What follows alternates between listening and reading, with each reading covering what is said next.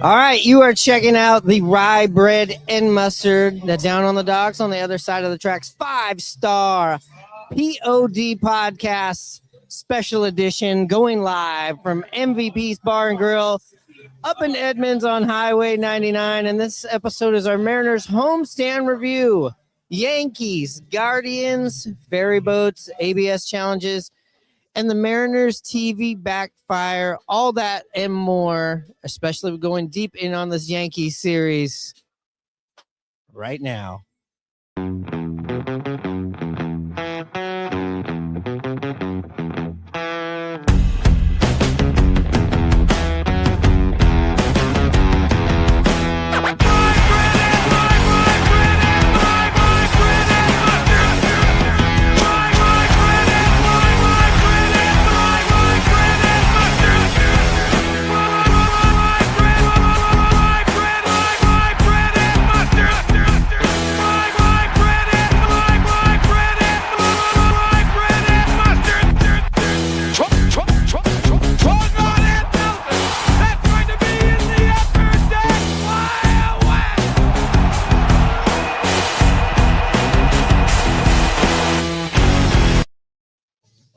All right, like we said, we're here at MVP's Bar and Grill in Edmonds.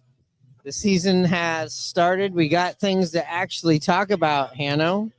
What's going on? What's going on, Hanno? Hey, season started. Are you panicking already? Yeah, we're going to find out here. If I'm in a panic mode or I don't know, understimulated kind of feeling about the season so far. I don't know if that's because of where we got left off last year. And I just kind of feel like opening day sure, it should wash away those feelings. But also, I'm just more interested in June and July baseball. So this part of the season, I'm happy to have baseball back. We got a job to do. But I don't know. Maybe it's the weather. I just wasn't so pumped up at this homestand. I don't know. Maybe I'll change my mind by the end of this episode. Yeah, I'm not too worried about their start. As I told you before, if it was my choice, we wouldn't really need to podcast until after Memorial Day. These games are just, they're just playing out the track right now, and 7 games in or so. It's cold as hell up here. A good start. Basically, still they're playing 500-ish ball. They got beat by a better pitching staff this series, and I expect them to play better. Hopefully this year, since they're, in my opinion, have a better team. One thing I would like to see is a little bit more longer winning streaks by them. So that's what I'm curious to see, if they'll be able to pull that off at some point, not just a win series or 2 out of 3s or win 4 games, maybe get 5, 6, 7 wins in a row. They haven't done that in a long time, it feels like. Yeah, and that's our episode. Let's just nip it right there. We'll come back in June and July when we can find these things to make real critical analysis, right? That's kind of how it feels to do these episodes, because we can sit here and we can freak out about Julio and Naylor being, 3 for 53 together. We can overanalyze and talk about errors, plays not being made at third base. We can also look at the positive stuff and be like, wow, are we going to get a 400 batting average out of Donovan, this season? But no, it's a week into the season, but there's still feelings. And, if you're other teams, you might be hitting panic buttons, but there's no panic. 3 and 4 is great great. It's good. It's decent enough against the 2 teams. Oh, okay. It needs to be. Oh, I need to be loud. Okay. I'll get him here. Take it from here. I guess the good news for you guys is you got Angels in Texas, some warm weather. It looked like it was pretty bad weather to be swinging a bat in. Yeah, obviously very cold up here, coming from spring training where it's nice and a lot warmer. But, that's not an excuse. Still wish they'd play better. Like I said, the pitching was fantastic in that first series. This series, we got outpitched, I thought. But as far as the bats, we're used to Julio not getting going for a month or so, having terrible Aprils. Not really sure how Cal would start this season. Yeah, he didn't look right in WBC. It looks like he's come along a little bit. That game winner in game 1. It bases loaded double today to at least put the M's on the board. I mean, that was the frustrating part. The M's didn't put up any runs for 16 straight innings. You're not going to win that way against a good quality Yankee team. Yeah. Well, for the Yankees went with a 4-man rotation to start the season. The way the schedule laid out. The way the schedule laid out and all the extra days off that we had, and plus our 5th starter, Heel, looked like shit in spring training. So it was just made sense to let him get some more work. So you guys got our 4th starter and then right back to our 1 and 2. I guess the good news for you guys is Cal is, slow as he's been looked in the clutch situations. He's able to come through. Yeah, because he did on Friday night too, right? I was on the plane, so they cut off right as the game was starting to get good. What did you think of him defensively? I thought he had a good defensive series. He threw 2 balls into center field. Oh, I missed that. So yeah. I just saw the one where he threw out Judge, and I think another guy. Yeah, he threw out Judge, but that was after he sailed one last night that caused the Yankees to go ahead. Right? Was that the first one? Yeah, that happened in Game 2, which resulted in a run at the plate. That was in the beginning, that kind of get away. Oh, is that the second error of the 2 errors in that game? Yeah. Okay. But I do want to point out, was it bad throws or was it Leo Rivas kind of staying away from contact? I got to go back and look at the plays, but I also kind of felt like maybe you could have got a different part of your body out there on one of them. Call me crazy.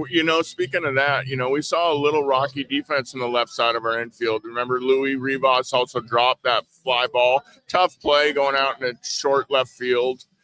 Brandon Donovan, some throwing errors. So the left side, we don't have JB Crawford in. Hope, it's on a rehab assignment. We'll see when he's back. Hopefully, I heard possibly this road trip. But the left side of the infield defensively is not been steady. Yeah, and he definitely sailed both the one yesterday and the one today. It was high. You know what I mean? So do you think we're getting a little bit of, Homer from Myron with him trying to blame Rivas? Kind of, a little bit. Because it was he jumped. What else can you do, right? Listen, I'm looking for spectacular things out there on the field all times. You know what? Maybe I'm wrong. I said maybe it was that. Maybe it was that. Okay, maybe I'll back. I'm trying to pull up the replay. So, what's the issue? Oh, we're doing this live here. Okay. What was my thought there? We were talking about the left side of the defense. Yes. And as much as I've loved Donovan, what he's brought to the lineup and the hustle, and he's had some good plays out there. He had that great play down the left field line. I also can show you why he's probably a good outfielder, catching that pop fly. But there was at least 3 routine balls this game, and I would say they were routine, that he didn't come up with. The throw, I'm not even including that yet. So there was 4 plays during this homestand at third base. And yes, we are accustomed to elite defense at third base. Sure. Going back to how much improved Gino was, after working with Perry Hill. We know already Ben Williamson, elite defender, even as a rookie last year. Rojas, not a very good hitter whatsoever, but the guy had some great plays there defensively at third base. And then you go back to Gino, and then before that, we're back into Kyle Seager. And before Kyle Seager, we're talking about Adrian Beltre. So, yeah. I agree with you. We've had years, a decade of stellar defense at third base. Yeah. But you know what the crazy thing is we're in a new era where they'll throw anybody at third. like, you know what I mean? Like the thinking now isn't like we've got Jazz to put at third when we needed a third baseman. The Mets signed Bo Bichette and just shoved him at third. Meanwhile, they're saying that we're trying to be a better defensive team. So, like, it seems like in this new era, they're way too open to shoving people places they never played before. Yeah, I mean, it must have to. The pitching's dominant. Just getting it's the best bats in the lineup you can, and place guys where there's a hole. I mean, that's the only thing I can think of. I will say this: Donovan looks like he slides right into your lineup. Nice. Oh, he's great offensively. He's been like, because I wasn't expecting that kind of pop from him. So for him to have 2 home runs on the opening homestand, I mean, in that cold ass stadium. Yeah, and because he's a guy that's been coming up in Yankee trades for years. We've been looking for a third baseman for years. And then even up until we got McMahon, it was like, we should get this guy Donovan and shove him at third. But I will agree with Myron. A couple of the plays that I saw were just throws where you had the time and there was no issue. That should have been had there. Not no nailer, you know what I mean? So something to keep an eye out for. But having him slide in comfortably leading off or in the middle of the order, he just looks like an intelligent at-bat. Yeah, he has. You're right. It's intelligent. You can tell his approach is very good. He knows the strike zone. He can foul off pitches. He can go with a pitch, line drive hitter, but also that little pop, which I didn't know. I mean, he only had 10 home runs last year, but still very impressed with the type of hitter he is. Yeah, I mean, just after this homestand, if you go and you look up third baseman on MLB, American League, let's just look in the entire MLB. Okay, the only person that maybe they have here that might have had he's the best hitting third baseman in all of baseball.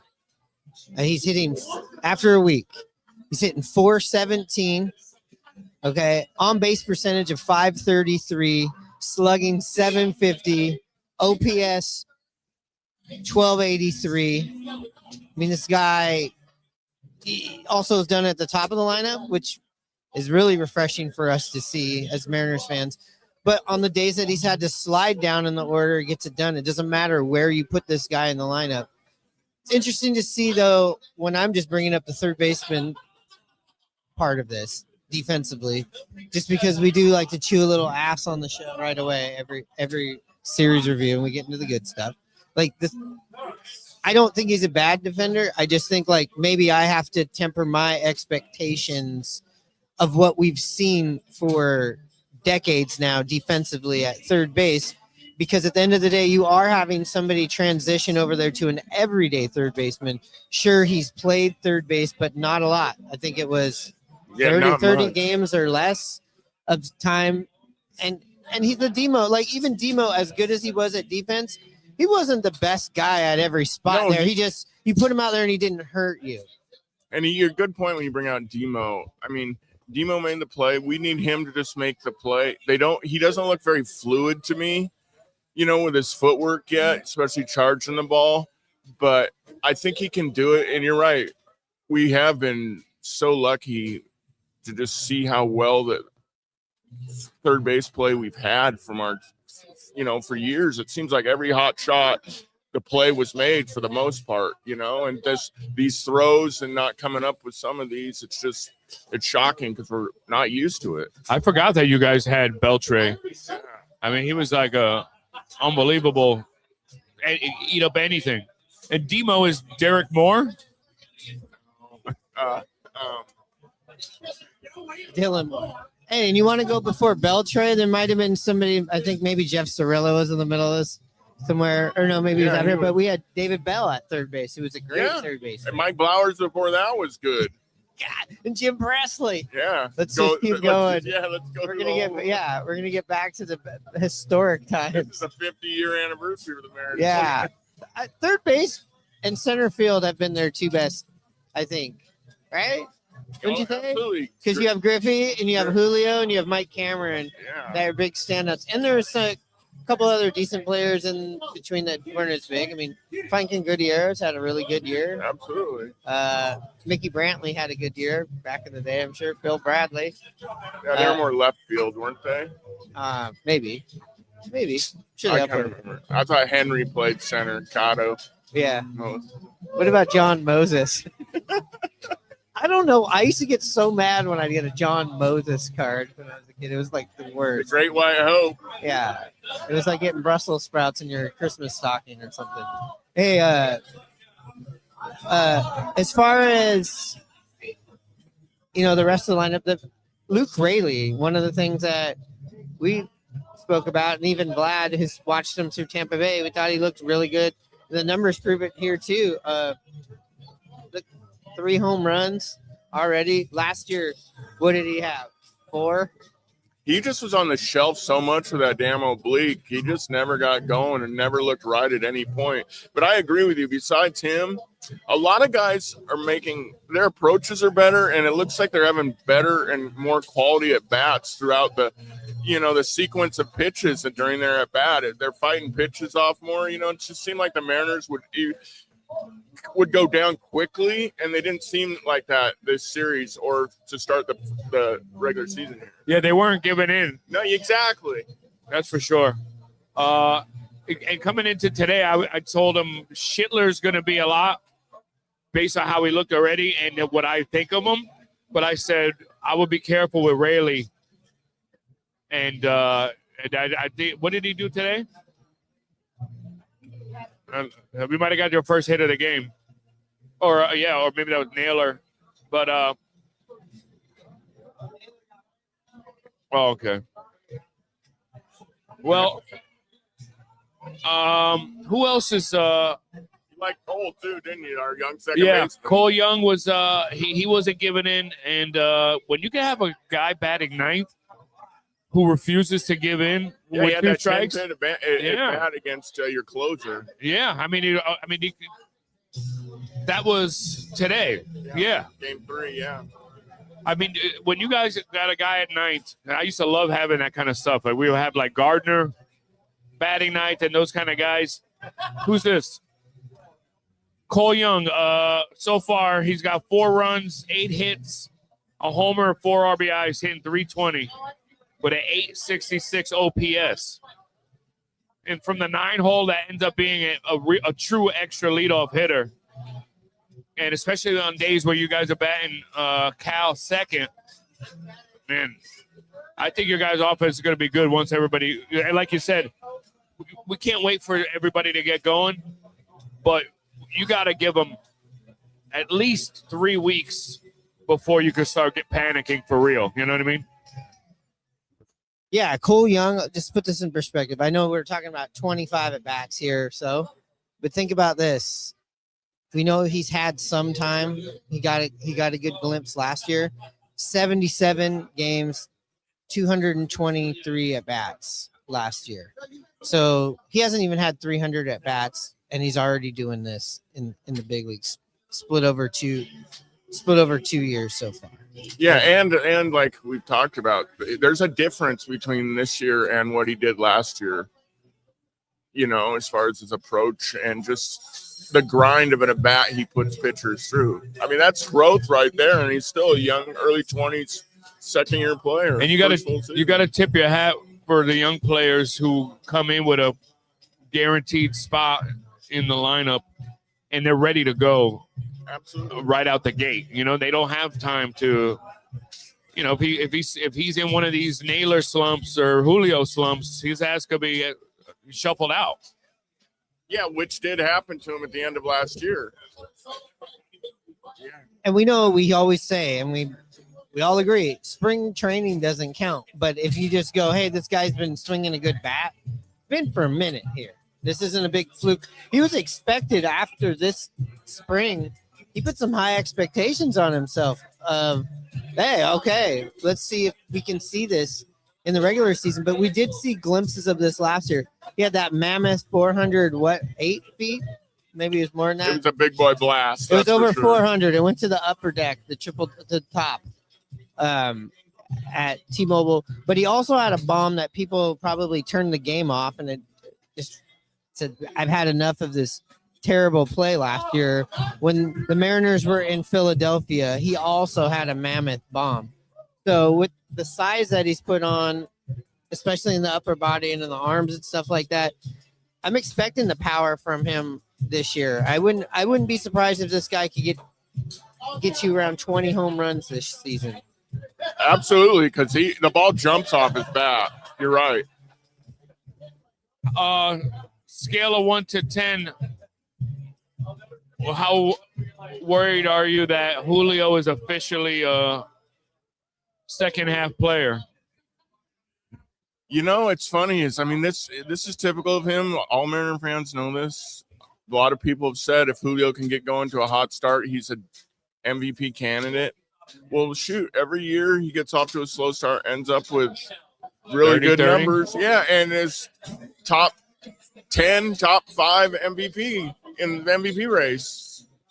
You know? Yeah. No, I hear you. It's like, I mean, especially now that you guys have other bats in your lineup, it means it's not as important. Because that's what I personally hate those types of guys, like Lindor and these guys, where it's like, dude, you never know when you need what these wins are going to count. And I get it, you're still getting your numbers are going to end up where they are, but as long as you got, now that you guys have more of a complete lineup, you don't need them as much. He did clutch up early on in this homestand, though. He tied the game up. Was that the first series, Myron, where Julio tied the game up? Yeah. It wasn't his Yankees series. Yeah, it's the game that we went into extra innings and Yeah. lost. Yeah. So, I mean, when Julio's not going well in the first half, he's not going well anywhere. But it was nice to see him be able to clutch up and tie the game up for him. So we came up with a song for Julio. If things continue like this, remember Green Day's "Wake Me Up When September Ends"? Yeah. We changed it to what? Wake me up when the first half ends. Yeah, that's his song. That should be his come up to the plate to that song. That should be his plate music. No, I mean, it doesn't really concern me, especially for Julio, because we've seen this every year. Does it frustrate you and go, come on, as a fan? Yeah. When you throw in the WBC stuff, you're like, see, in 2023, we saw the same thing, but he also was coming off of his first pro season, in the big leagues. And then he did WBC. And listen, it's only a week. If he, by the end of April, he's got somewhere around 6, 7, 8 home runs, and he's got 30 RBIs, and he's hitting 270. God, that is high hopes. Oh, well, we're headed down to Anaheim. I mean, him and Cal Raleigh, they take care of business down there. Same thing with Cal. I've mentioned this because I said the national media is watching him more now because of what he did last year. He's a made man. And when you're a made man, you have a target on your back and you have a magnoscope on you, right? And he's shown what he kind of is like. He's a slow starter at the plate. He strikes out a lot, but then he has these clutch moments, and we've seen it twice in this series, him come up with big clutch hits, and you're like, this is kind of how Cal gets going, and then he's going to get somewhere, and he's going to hit his first one, and then the next thing you know, it's 4 days later, and he has like 5 home runs, and then he gets quiet for a while. That's what Cal does. Yeah, I think Julio's numbers aren't going to come until June. Yeah, I don't know either. I just think what Myron mentioned, that's high expectations for 1 month and early on. Yeah. 8 home runs, 7 home runs. That's a lot. To your guys' point, I'm not worried about Judge at all because last year was the first year that Judge came out the gate scorching out. He had second game of the season, he had 3 home runs. Usually he's like cold to okay. And 2 years ago, he was sucked for like the first month and a half and still ended up with 58 home runs. So I'm not worried, you know what I mean? But I do want to ask, because I've seen other people saying a lot of the WBC players are starting off cold as shit. Pasquantino, who was going nuts for Team Italy, hasn't done anything. Judge has 2 home runs, but He's striking out a lot. Raleigh's striking out a lot. Other than the big moments where he's able to get a nice single with runners on, he's not. He's whiffing. We saw one. He swung like on his knees. Got a pitch he had no business swinging at. So I mean, to me, as far as real quickly with Cal, and I'll answer the rest of your question about the WBC player. I just think Cal's he's just kind of a little bit in between, a little jumpy, trying to get off to a good start, like you said. And he's not been, very consistent with what the strike zone is. So he's fishing a little bit. But as far as all the other WC players, yeah, it kind of is like that. I don't know if there's any correlation to that or not.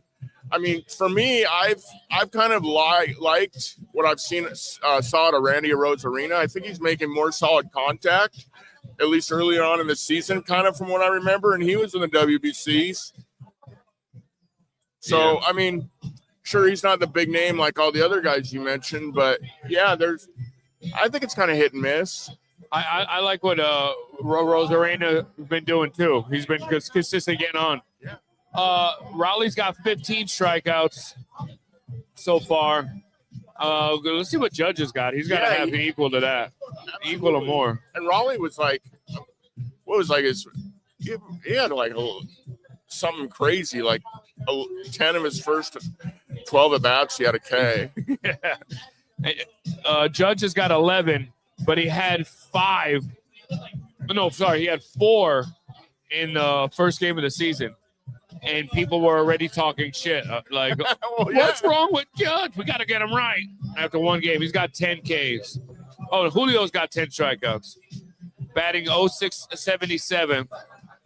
And the only reason why I'm picking on Julio is because we already know that he's dead in the first half the past few years. And,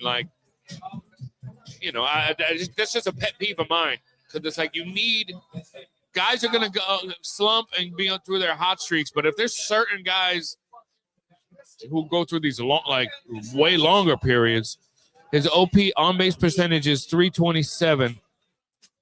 Oh, that's Josh Naylor. And he's batting 037. Yeah, the Mariners, 2, 3, and 4 hitters, if you look at them, just been awful. Yeah, and you can't blame the first week of the season, 50 degrees, non-baseball weather. Naylor actually, I was saying to Myron, he made a funny gesture for when he got his hit, like save the baseball. Yeah. But also, I noticed he looks like different. Like he looks like not sociopath anymore. Like he looked. He had a child. I don't know if that. Oh, really? Yeah, he looks like because he's a crazy guy. And I was like, man, something looks different. And Myron said that he wants his edge. He wants that guy that might stab somebody. I like the Josh Naylor that came over at the beginning of that, after that trade. And we were like, this dude, is he going to last in this dugout? You didn't know there's like this mysterious thing about him. And he was a little bit more, it seemed like a little more quieter, a little more grumpier. But you're right. He probably has a kid. He's getting paid now. He's where he wants to be. He's happy. He really opened up the media and was talking to everybody. And trust me, I love all that stuff, but I do miss when he's going crazy and stuff. But also he wasn't on base, so we didn't get chances to see him really affect exactly. the game. I mean, he has smiled a lot more this season than we've seen all of last season. And I think he's a massive competitor. I still do. It's early on. I think we will build up to that with Josh Naylor. I mean, I don't think what you're saying, we're going to get the rock the baby Josh Naylor that you saw in New York because you're a Yankee fan. I mean, that was awesome, though. Well, that's what I mean. He's like, well, maybe it's because he got his money, right? He's got a good deal. He's happy here. He's got less to prove. You want that edge, but to your point, you can't talk shit, and you can't have an edge if you're not on base. Yeah. Or if you're just basically a non-factor. So you need your play to kickstart your confidence, which kickstarts your shit talk or your competitiveness. If you're just I can't even get a base hit. What are you gonna say? Like shut the fuck up. Yeah, I know. I mean, he's still not talking to the opponents on first base. He's still not doing those kinds of things. So it's not like Yeah, we haven't got a chance to see him at second base. it's not like steal third. he's not like he's Ricky Vaughn in Major League 2, who's come back and he's no more the wild thing. It's not that far. But yeah, the crazy gritty stuff. I think when he gets on base and he gets going, he has had a bunch of balls. It feels like just you'd think he'd get them, and there wasn't the hard contact, the solid contact on it. Like a few went out to the warning track. I think one of them, to be fair though, in the series for him was a marine layer hit. Marine layer hit, yeah, home. And I think Randy Rosarena missed on some with that. So I mean, you really had to hit the ball hard in there. I mean, it was cold. It was miserable in here sitting in game 3. It was cold as shit. You could see your breath in the middle of the day. When they put that roof on it, maybe there's some home runs. They say it makes it fly, but it also feels like a damn refrigerator. Well, I mean, especially you two guys from Southern California. I mean, I'm surprised you're just thawing out right now.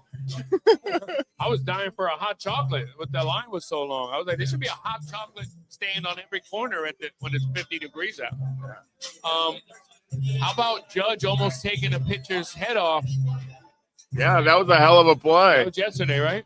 Yeah, it's game 2. Yeah. Off of Wilcox. Is that his name, right? Yeah, Chris Wilcox. We have a good video of it on our Instagram story because we were right behind the plate when that happened. That was some loud contact. Speaking of loud contact, that ball Randy Rosarena hit in game 2 on a rope that Grissom, or is that his name in center? He made a nice play, good route. He made it look super easy. I don't know if you guys remember that play or not.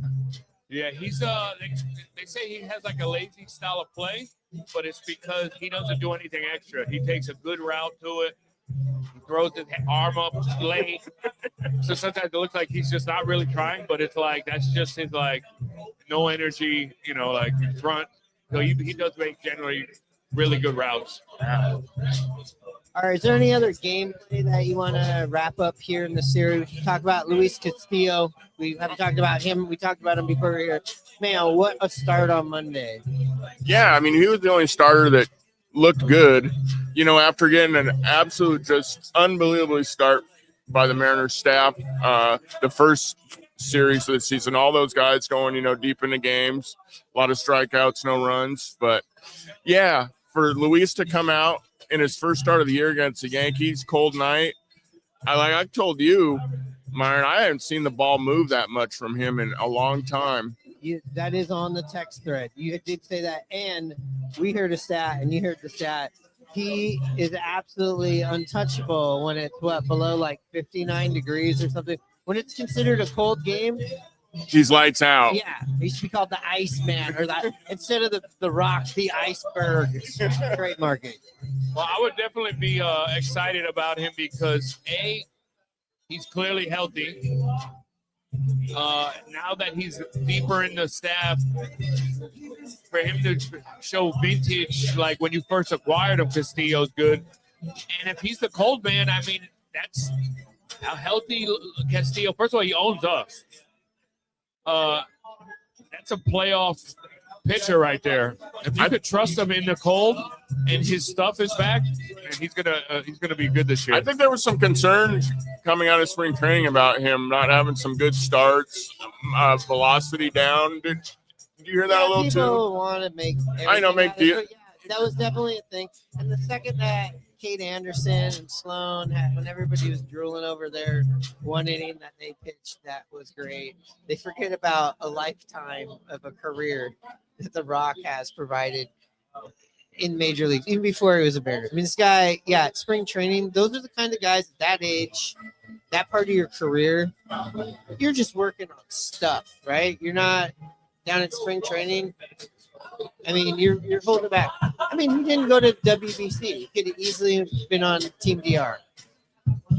He stayed healthy all last year. I think he was the only starter that did not get injured last year. The only time this guy has ever been injured was in the end of 2024. And in fact, he could have came back, but the Mariners were eliminated by game 161, so they didn't throw him.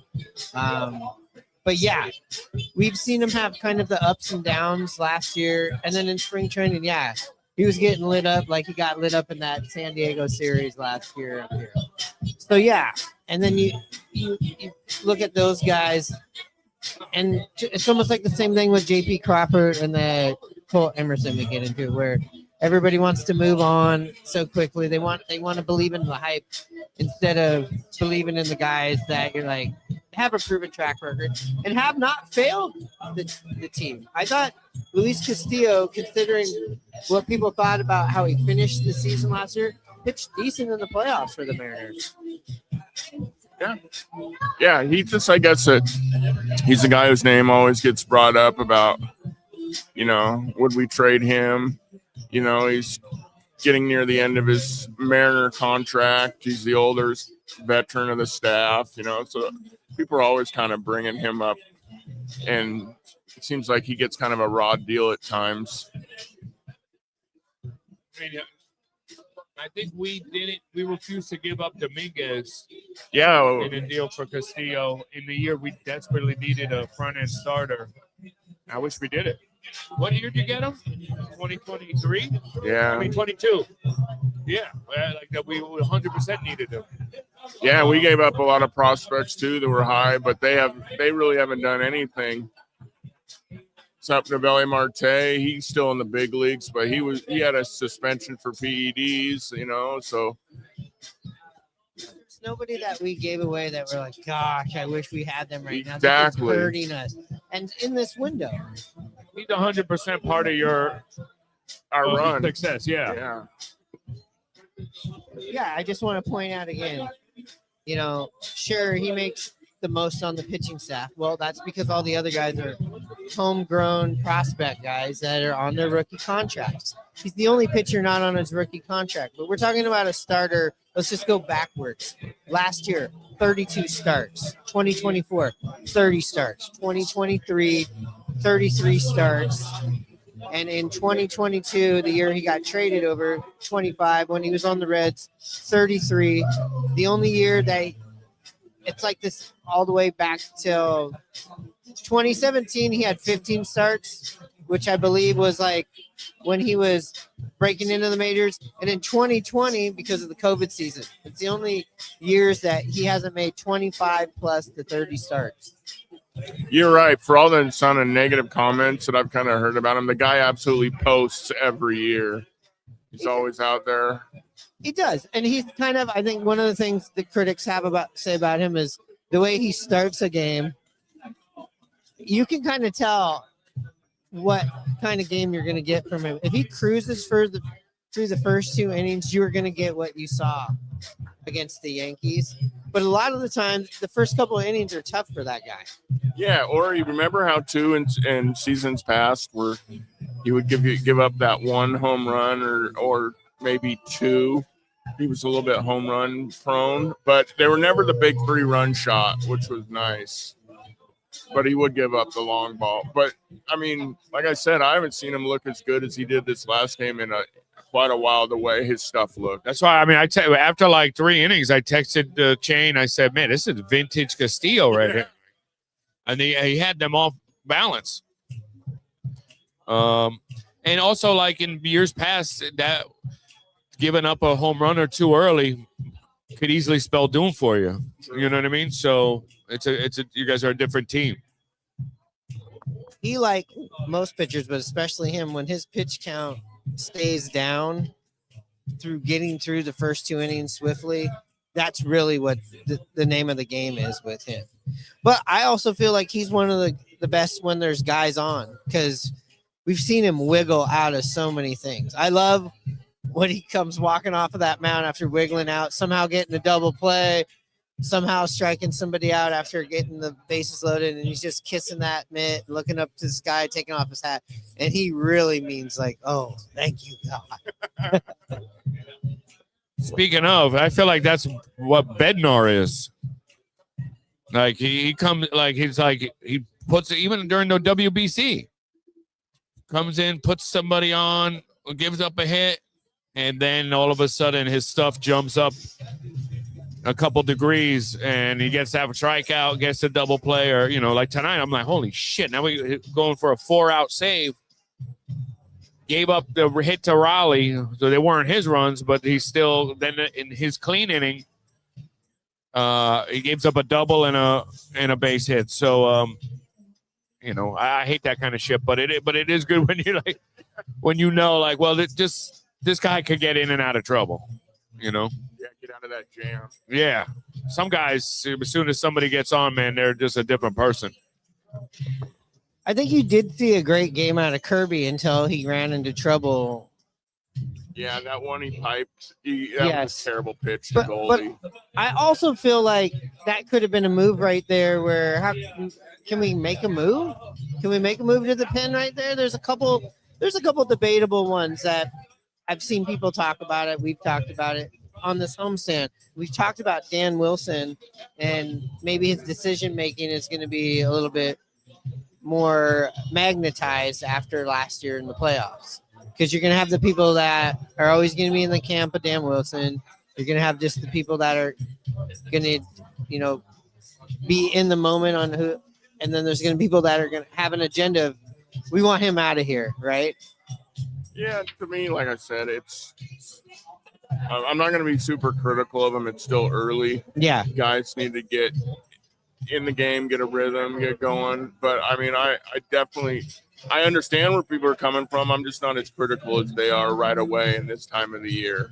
But, I mean, that's what it's all about, is being a fan, is second-guessing and, and being the manager and running the bullpen. But we don't know if these guys are – tired or banged up coming out of the pen, or how many, there's a lot of things we don't know too, I think. But I'm not defending Dan, but I also understand where a lot of fans come from as well. Yeah, I just feel like maybe in the Cleveland series, you could have got Spire out of there after you'd gotten through those lefties right there. Even though did Quan get him? I can't remember. There was one time where Spire came in, it wasn't very clean, and maybe you could have got him out of it because he had faced his 3 batters, I believe. And then in this game too, maybe you make a move right there. Yeah, or I can't think of the pitcher's name. They gave up the home run to Rice. You could have maybe brought in Munoz. He hasn't pitched in a while. Yeah. To just keep it a 2-run game. I mean, there are all kinds. What do you think of Andre? Yeah, exactly. With an off day too. What do you think of Andres Munoz of what we've seen? That's a WBC player as well. Yeah, I mean, he looks okay, I think. You can definitely make the argument because he hasn't pitched. Munoz didn't pitch all series. I know he didn't. You don't want him Saturday to go that long, so he hasn't pitched since Saturday. Yeah, and that's the thing you was getting back to, Myron. As far as the manager, it's our manager's philosophy. Dan Wilson he doesn't put in our closer unless it's like a tie game or where it's a safe situation. I mean, and those are the rules, and that I agree with, because they've already been questioning Boone for Friday's game, because they were saying, well, why didn't you bring in Bednar? And it's like, well, you can't bring in your closer tied on the road. Not to mention the Yankees and Mariners clearly love extra inning games every time we're in Seattle. So it's like, I mean, one of them was like a 16-inning game.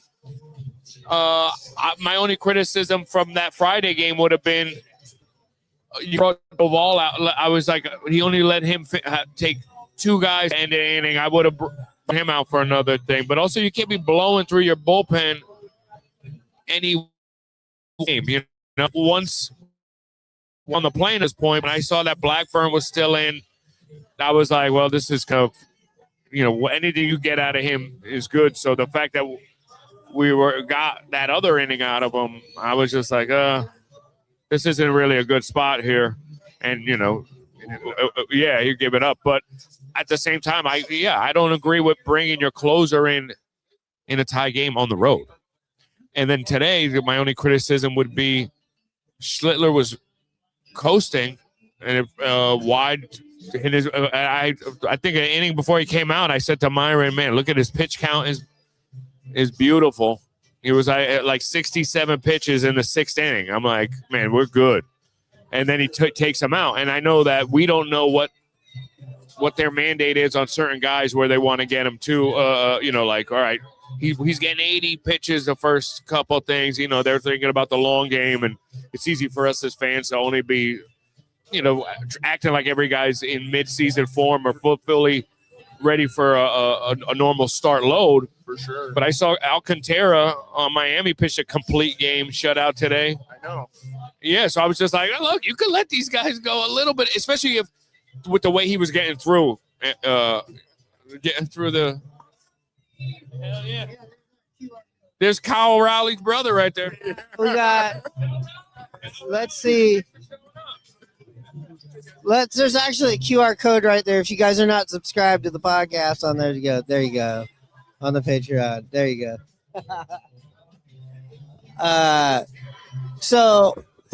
I think that pretty much wraps up the on-field things that we were talking about. Let's move on to some around the league, or just some of the new things like the rules, the ABS. Talk about the stuff they got going on here in the stadium.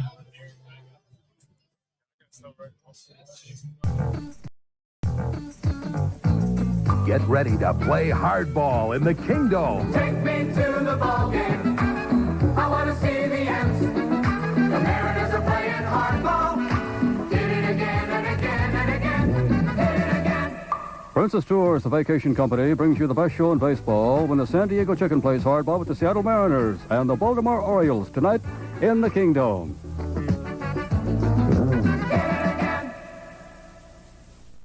Yeah. All right, we're here at MVP's Bar and Grill. We want to talk about some of the new things going on. Baseball is a change in times, or a change in ABS is in full effect. What do we think about this after this first homestand, especially in this Yankees homestand? We saw a lot of ABS challenges. Yeah, the ABS, I'm liking it. I'm liking it so much that I kind of don't – I wish it wasn't a challenge type situation.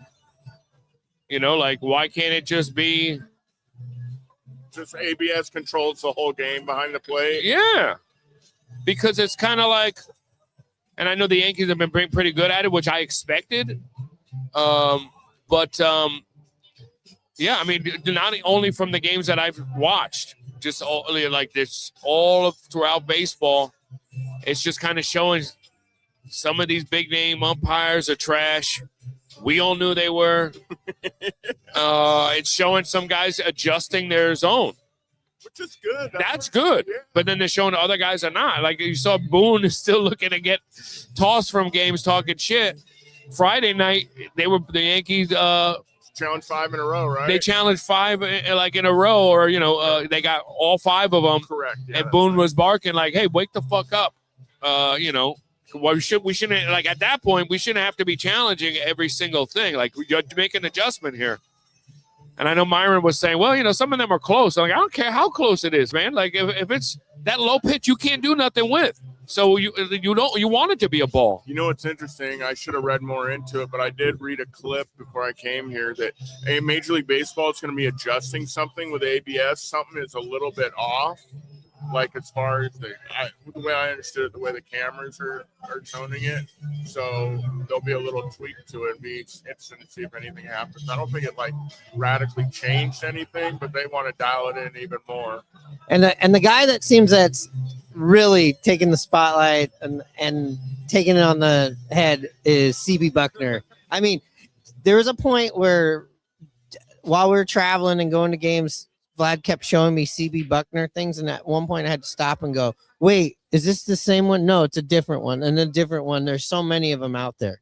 Yeah, well, he also just got caught flat out not looking at first base and made the erroneous call that the guy never stepped on first. And when they showed the replay, he wasn't even looking at the play. I mean, these are people's teams. They put their hard-earned money and effort into going to these games, and you're not giving a shit. I mean, it sucks. People are mad. I get it. And, we're used to the umpires being a little testy when players are complaining and, they're expecting – the players are expect the same strike zone, and then sometimes you just gotta okay, this guy's zone is bigger, but the ABS took every single player's height. So where their knees are, judge, every single buddy, it's specific to each player. So, I mean, that is a little bit of adjustment for the umpires to make too, because I feel like they almost never take judges' height into, consideration. And that's where Boone usually gets thrown for games. He's like, he's 6'7", But other than that, like, as much as, and everybody loves it because it is an extra little moment too as we're waiting for the replay come up, everybody sees it.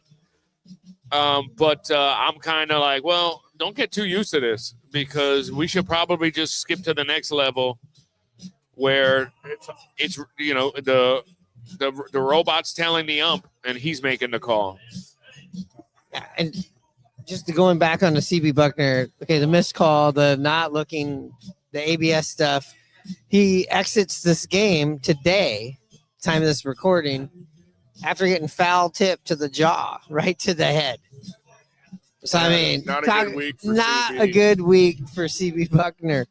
But you're right, the ABS stuff in the stadium, I didn't get to watch as much baseball as I wanted to over the weekend on television or streaming. But in person, it is a fun thing. It's just like you get to watch the challenge, but it happens so much faster. And it seems like there hasn't been as many wrong as I thought there were. But I will defend some of them. Some of them, it shows you how bad guys are. You saw the one umpire that was like, that wasn't even close. When he turned around. But there are some where they just missed it by like just this much. And you go, okay, I can understand that. Well, my only I want every call. I wish they would change a little bit. They wanted an immediate tap, of the head. I like Ref Snyder for us, the Mariners. He was a tad bit a little bit later, and they wouldn't allow it because they couldn't do it right away. He didn't do it right away, and it was very borderline in my opinion. So I wish they would give it maybe an extra second. I think they will because their fear with all of this is the time of the game. And the data, I know it's been barely a week in the season, but the data is showing it's not adding any time to the game. And players are really only, and which I agree with, like if I was a manager, I'd say, if you're doing it, you better be right. You know what I mean? Like, I don't want you you struck out, bro. You know what I mean? Not like, oh, maybe there's a chance. Like, no, if you're calling it out, especially early, you better be right. And don't be blowing it for when Judge or Raleigh's up later, and now they desperately need it for real, and we can't because some dickhead did it early in the game. But it's not adding any time. For me, watching it at home, I'm already know half of them are like, oh, that's a challenge for sure. But being at the game, where you could barely tell. It is a kind of a little pop there, you know what I mean? And especially for me watching as the Yankees, and they were good at it right out the gate. It is cool. And it just the whole crowd, yeah! It's just had another extra little moment. But I'm sure in a big game when it doesn't go your way, people are going to be like, this thing is rigged. This is horse shit. How do they know that the thing is, but I will say, it's going to kind of quell some of the arguments and the bitching, like you said, coming from the dugout. But the one thing that you guys are mentioning about how fast they want you to do it, I can guarantee you that will turn into an argument of like, no, you took too long. Okay, so somebody a manager got ejected. I don't know if it was it Pittsburgh? Pittsburgh, I think. Yeah, you're right. I was going to say Orioles, where the umpire tried to say he didn't do it in time, and he ran out. He said something from the dugout, got tossed, came out, and did the same old thing. So, I mean, but look, just because they're calling it, like if an umpire is having a bad game, he's going to hear it, just like Boone was doing the other night. So there's still always going to be a reason to be, talking shit because, if a guy's got a challenge, 7 batters in a row, he's going to hear it. Like, dude, what are you doing? See, normally when the manager's saying, dude, you're all over the place. Like, open your eyes. Hey, shut up. You don't know what you're talking about. Like, this guy's going to go home later and be like, oh, my God, I was terrible. But now the umpires are just put on blast right then and there. It's like, man, I'm having a bad game. Yeah. Yeah, and listen, umpires could still have a really bad game with this because let's just say you do have somebody on your team that maybe has a shitty strike zone in their head, just like the umpire does. You blow through your challenges because you do get, let's just say you do get into big spots. And then the rest of the game, you get blown calls. So I do like the idea of the two for the strategy. But I mean, it's the first year. I mean, I don't think you can let it, since the toothpaste is out of the tube or whatever, you can never go back. But remember, Major League Baseball has changed certain rules during the season before. Remember, it was a pine tar thing. It was whatever with the pitchers. Do you see them? Is there any scenario where they go, hold on, we see that it kind of works, but maybe we don't like exactly how it is. Let's hold off and redo it. Or do you think it's this and it's going to keep going the other way? I think they're going to keep it the way it is for now, no matter what. I would say if it doesn't add time, why can't each player have two? You know, and then when he's burnt out.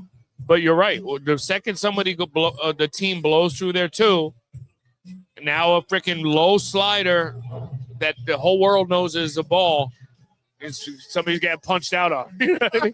And then then the manager could bitch and get tossed. True. The other big thing that we got to talk about with Hanno, Cole Emerson. We did a emergency potter. I did and called him Cole Young. I think a million times on the goddamn thing. Cole Young, Cole Emerson. Emerson Hancock. Vlad says, why don't you guys make a big trade and get Cole Young just to do it? We'll bring back Darnell Coles to coach.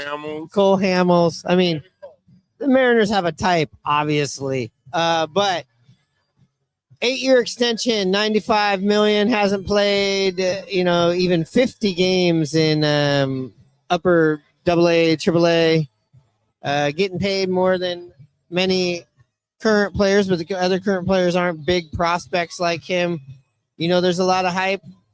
The Mariners have done this before. Evan White, different situation, less money. That didn't pan out. We have the guy in Milwaukee that this happened, but he has been handed the biggest contract extension of any player to never play in the major leagues in the history of baseball.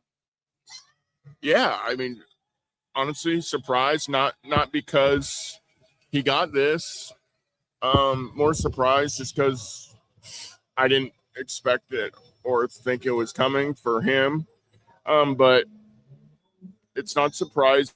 Kind of what I've learned to listen to the experts is, it could be a win-win for the player. It gives the player who's young some stability, some money early. And it gives the club, it takes away the arbitration and the extra years. Usually a player has to play 5 years or so in the league, gets to be about 28 before he can then re-up for a contract. So it gives him money early. And then if the player pops,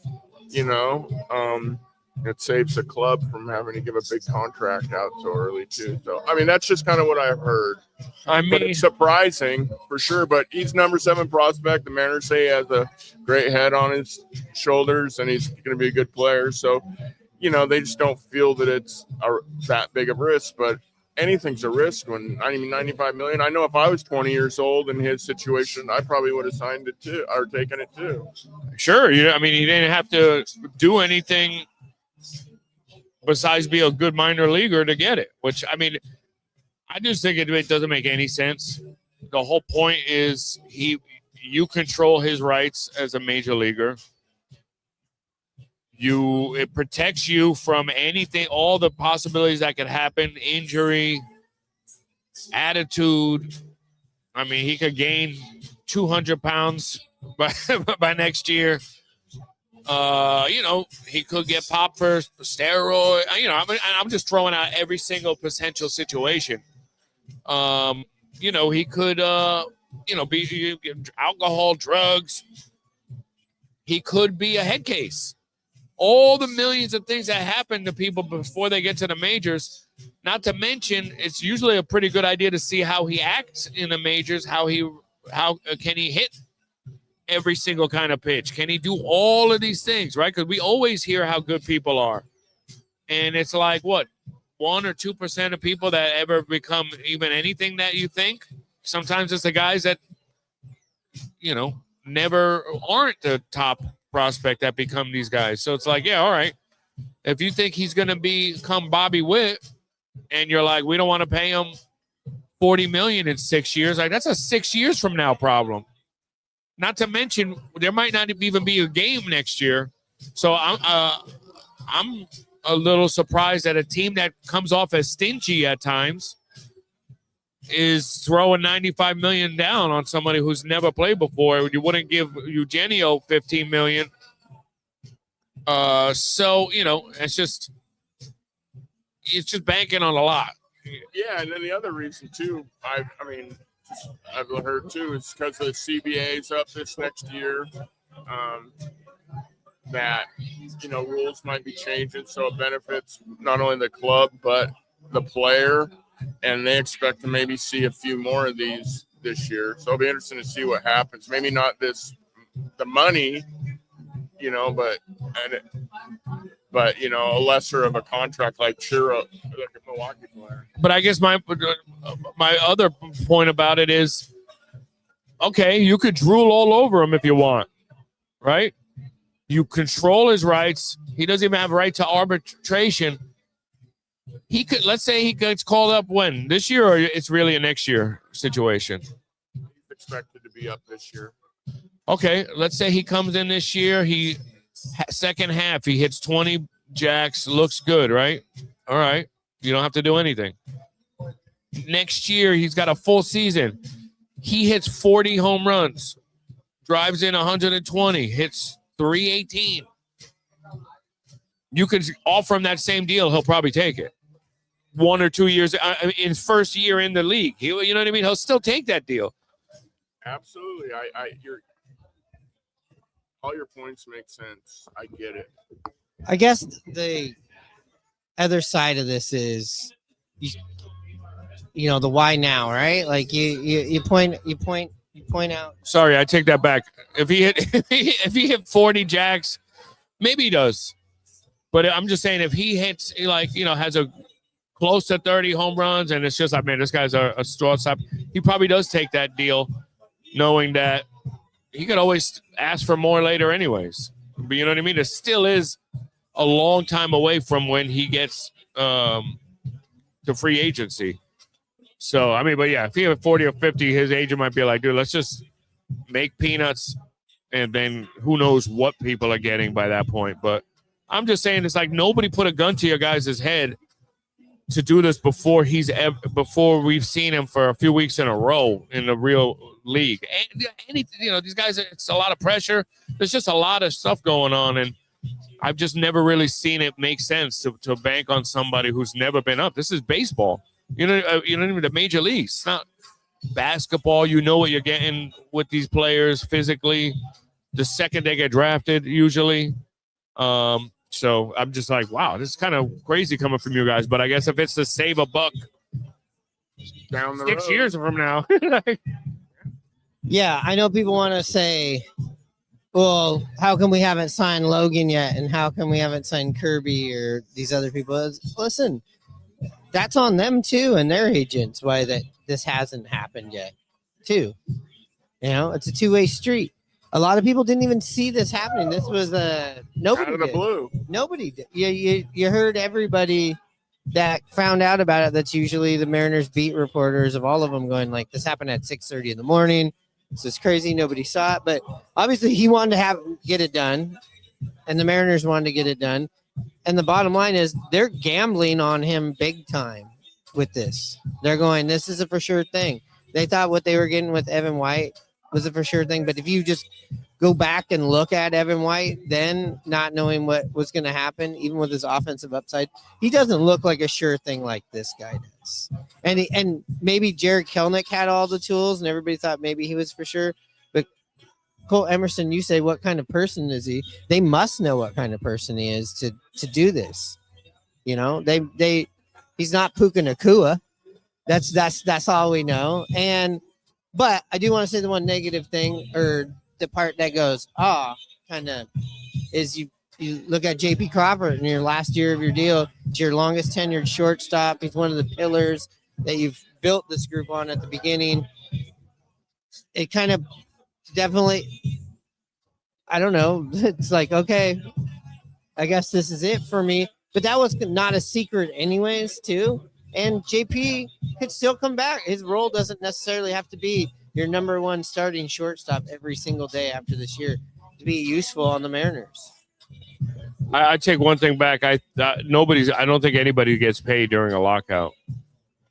But just for reference, Dominguez is in the minors again after playing for the full year last year. He's got a lot of tools.